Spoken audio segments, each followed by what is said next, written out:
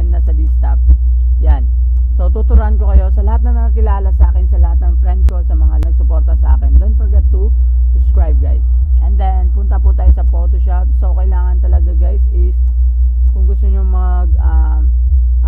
matutong mag Photoshop, kailangan natin install po tayo ng Adobe Photoshop sa computer natin, laptops. Yan po.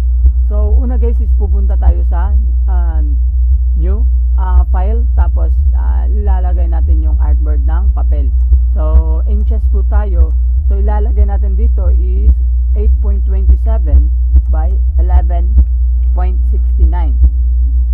so bakit ito yung nilagay ko?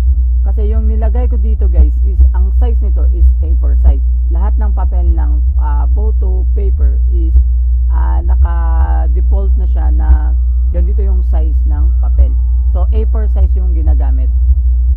So pag nakagawa ka na ng artboard na A4 size, so punta ka sa file, new, tapos photo, tapos lagay mo dito 1 by 1.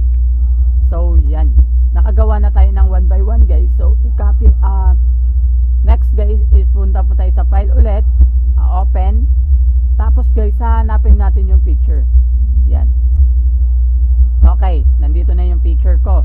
So pagkatapos nyan guys is punta po tayo sa click the Control A para ma-select yung layer, and then Control X para ma-cut yung picture or yung layer.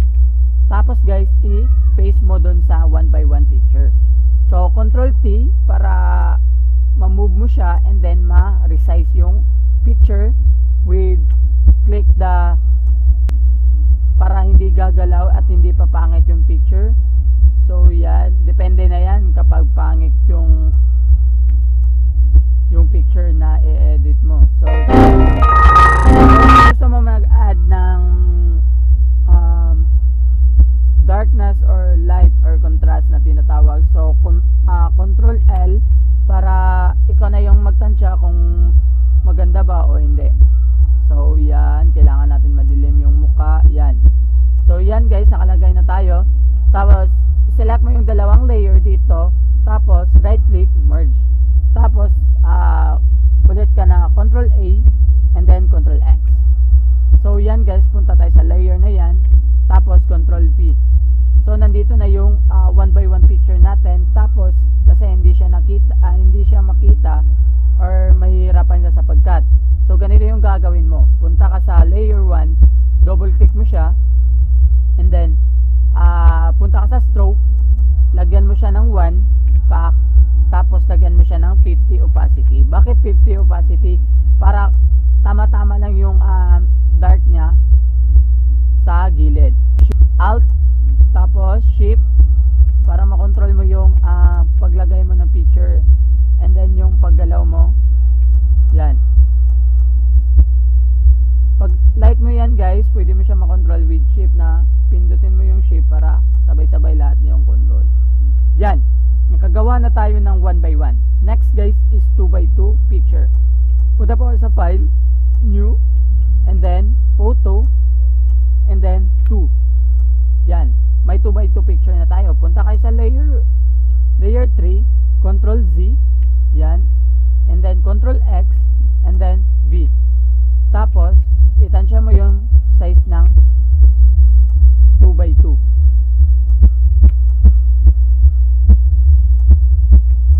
Okay. Yan guys, natansya na, nalagyan ko na. Tapos light the 2 layers and then merge. Yan. Copy mo siya, drag mo sa layer na yan. Okay. May nakalagay siya na hindi natin matansya yung for cutting niya. So copy mo yung layer na yan. So balik tayo sa ganito. Double click the layer, stroke 1, punta tayo sa 50. Okay. So nakalagay na yan. Punta tayo dito. Yan. Yan.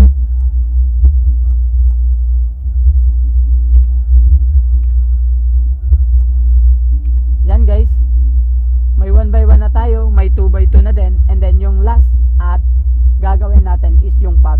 passport size. Required po yan sa mga government or sa mga company na malalaki. So punta po sa new, and then millimeter, and then 35